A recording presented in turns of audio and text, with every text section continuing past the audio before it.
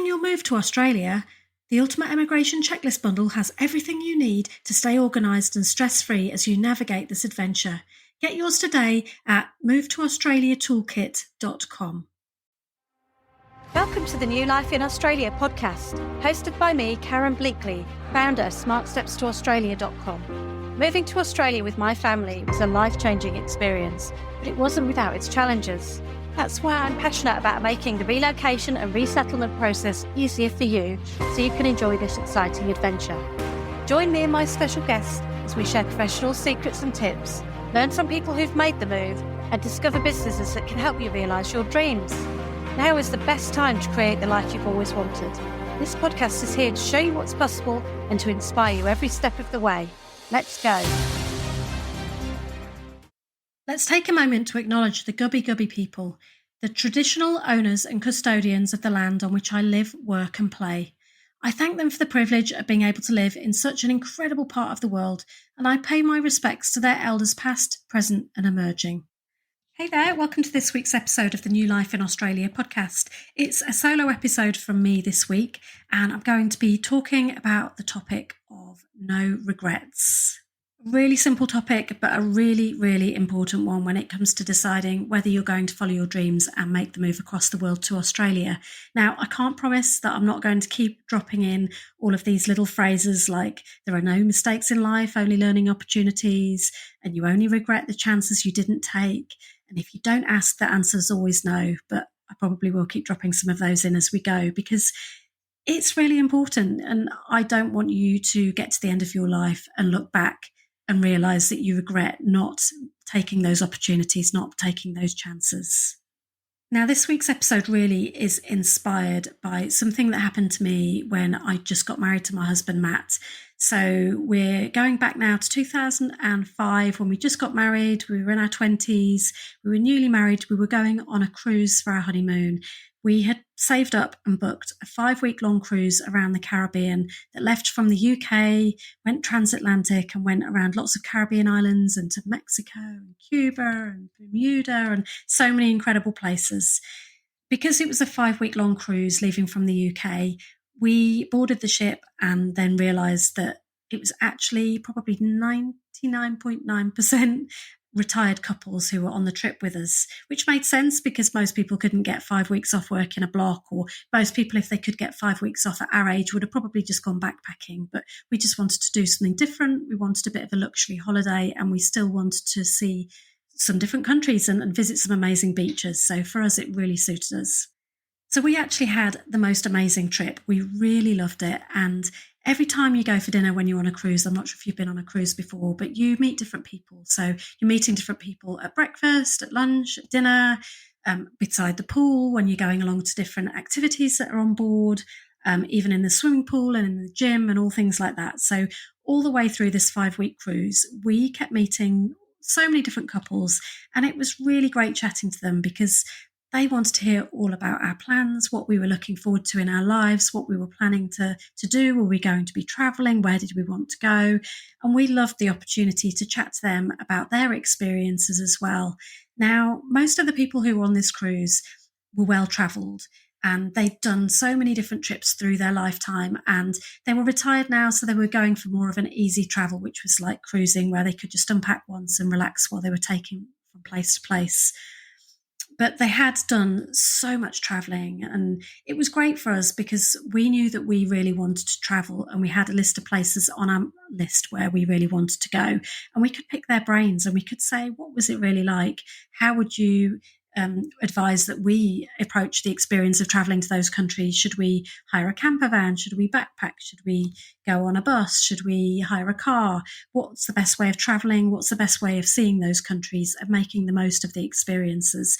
And we got so many amazing tips about travelling around Thailand, travelling around the South Pacific Islands and the Caribbean and America and Australia and New Zealand. And the thing that most of these couples had in common was that almost all of them had spent time travelling multiple times around Australia and New Zealand. And that was really high up on our agenda that Matt and I really wanted to do. So we were able to really pick their brains and really find out all about the experience from them when they'd been out there and done that lots of times. So we were really able to use the opportunity of our cruise to pick their brains and ask them lots of questions and make the most of the experience that they had had. So Matt and I had at the back of our minds that we wanted to travel, but we also were considering where we might want to move. We really did think that we might want to move to Australia or New Zealand to have a different adventure.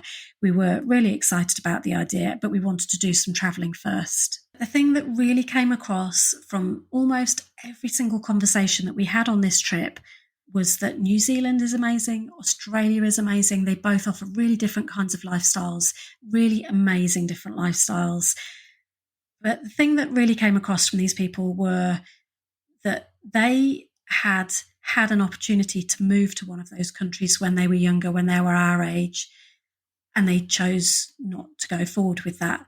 They delayed making a decision and then maybe lost the opportunity, or they kept kind of thinking about it, but never actually made a positive decision one way or another and just ended up staying where they were. Some of the people said that they actually thought about it really hard and they made the decision to stay where they were because they didn't feel that they could leave a family member behind. And then shortly after that family member passed away, and it was always a regret on their mind that they'd stayed for somebody, but actually they'd got their whole lives ahead of them still, and they weren't able to follow through with their dream anymore. And I know those feelings of regret must be really difficult. And there's no great answer here when it comes to worrying about leaving people behind. I was so upset about leaving my family behind, and Matt was really upset about leaving his family behind and leaving friends behind. It's not an easy decision to make. But then hearing from these people how basically every single one of them said to us, we regret not following our dreams. We wish we could go back to where you are right now. And if we could do that, we would choose differently. We would make the difficult decision and we would make it happen, because they're now going into their retired ages, regretting the lifestyle that they've ended up with. It wasn't the life that they really dreamed of, and they kind of felt like they were settling. So fast forward a few years, we saved up all over again and we went backpacking around the world. We spent time backpacking around New Zealand and around Australia. And again, during this trip, we met lots of people who were on holiday here, who were a bit older, who were telling us that they loved coming back to Australia and New Zealand on holidays, but they really wished that they'd been able to change their lives and make the move over when they were younger, and that they had the opportunity, but again, they chose not to take that opportunity at the time, and it was the biggest regret of their lives. So it felt like we were hearing the same stories on repeat from people. We didn't hear anybody say, oh, we debated about moving and we decided not to, and that was the right decision. Every single one of them was telling us that we had the opportunity, we decided to stay where we were, and we regret it later. So that message really played in our minds a lot over the years as we were trying to decide whether we were going to move. As I say, there are no great easy decisions to make here. It's really hard leaving people behind. So there's no easy decision with all of it. So I wanted to do a quick episode about not feeling regret in your future. So I've just kind of got a few ideas here to talk about. One is reframe your mistakes as growth. Every experience that you have during the process of making the move to Australia, even the hard ones, even the challenging ones, offer valuable lessons. Relocating teaches you so much. You become really resilient, you become flexible, adaptable. They're really valuable skills that you can use in life. And it really does help if you can reframe it from this is a win or lose situation to you're just going to give it a go, and any mistakes that happen just help you grow. If you can embrace the adventure mindset when it comes to moving, it really does help. See the whole move as an adventure, not as a test with a right or wrong answer. Stop kind of putting all this pressure on your shoulders. When you adopt a mindset of kind of going into it open with curiosity, just embrace anything unexpected that happens as part of the journey. Often the best things are unexpected things that happen to you. So just embrace this adventure mindset and get started with it. Again, back to putting this pressure on yourselves. The move doesn't have to be perfect. It doesn't have to be the perfect transition. Moving to another country can be a bit messy. It can come with adjustments. That you might feel homesick. There'll be learning curves. There'll be difficult times, there'll be challenging times. There might be fights, there might be jet lag and exhaustion, which I can definitely attest to. When we first arrived, we had lots of fights and lots of exhaustion, and it just made you question everything. But a perfect move isn't the goal. Embrace the imperfections, learn from them, and just get on with it and take it a step at a time. When it comes to living a life with no regrets, just remember that this whole experience that you're going through has such a positive impact on your kids. Relocating to a new country gives your kids a diverse and varied experience in life. They learn to overcome challenges, and it really does build their adaptability. They just get used to new situations and facing new challenges, and it really does help them become confident kids in the future as well. Not only that, but something that was really important to me was I really wanted to show our kids that it's important to follow your dreams and take risks and just go for it. And if we were too scared to follow our own dreams, how would our kids ever have the confidence to do that for themselves? So by actually moving abroad, we were actually setting a really good example for our kids, which will help them in the future. And now our kids have 2 passports. It has opened the world for them. They've got options in the future, whether they go back to the UK or whether they stay here in Australia. Although the leap was scary for us, it has opened up opportunities for them. Another really important thing to talk about is the perspective of what ifs. So when people say to you, consider your what ifs when it comes to moving to Australia, your mind tends to go automatically to the negative points. What if it doesn't work out? What if I can't find a job? What if I don't like it? What if I get homesick? What if I never feel settled? What if something happens to somebody back home and I can't get back to see them? All of these things replay on your mind on repeat, because I remember, because that's all the things that I was thinking of when we were making the move. But it's really valuable if you can spin those what ifs to a positive side. So what if it is amazing? What if you find the perfect home? What if you absolutely love Australia? What if you have incredible experiences and amazing holidays? What if your family from your home come out to visit and make amazing memories with you?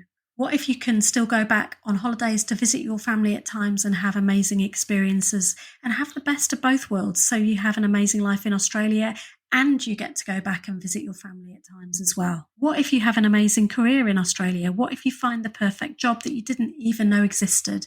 What if you meet your soulmate if you're not in a partnership already? What if you make a new best friend?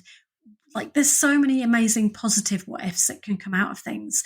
And our mind just automatically wires itself to the negatives. But so it can be a bit of a challenge to kind of rewire it to think about the positives. But I challenge you now to sit down and write some of the positive what ifs in a list.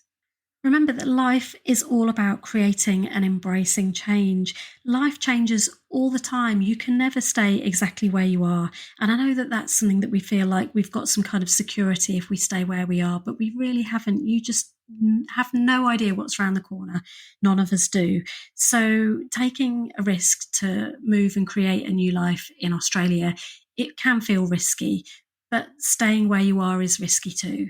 Life's biggest rewards often come from creating change in your life, and it is difficult to do it, but making the move can open doors to opportunities, to connections, and to experiences that you might not have encountered otherwise. If I'd stayed in the UK, I wouldn't have created the Smart Steps to Australia blog, obviously. I wouldn't be podcasting now. I wouldn't have had all of these amazing opportunities that I've got in Australia. I wouldn't be in the Australian Society of Travel Writers. I wouldn't be taking these amazing trips that I get to go on. So much of the amazing things in my life that I'm really happy with came about because we made the move to Australia. So I want to leave you with one final point today, really, that the experience of making the move to Australia, it is a journey. It's not just about the end destination. It's about the experience of actually relocating, about setting up your new life. It's about growing and changing. There's so much on the journey that changes you and challenges you. It's not like a switch where you just move to Australia and it's done. The experience of moving will change who you are as a character, as a person. And there's so much gold to be learnt during the experience. And with growth come new opportunities. So there's so much to look forward to. I really hope you are looking forward to living a life of no regrets. I always look back on those stories from the cruise and from our travelling days when we were meeting people who told us that if they could go back to where we were now, they would choose differently. And Matt and I made a pact that we're never going to let that happen to us. We were going to make hard choices. We were going to live our life to the fullest, even if it meant making mistakes, even if it meant trying to figure things out as we went along the way. So I hope you enjoyed the episode this week. Don't live a life of regrets. Make sure you take opportunities with both hands and go all in. So thanks for listening. I would love to hear what you think about this episode and if it helped shift any of your perspectives. And in the meantime, let's get building your new life in Australia, one episode at a time.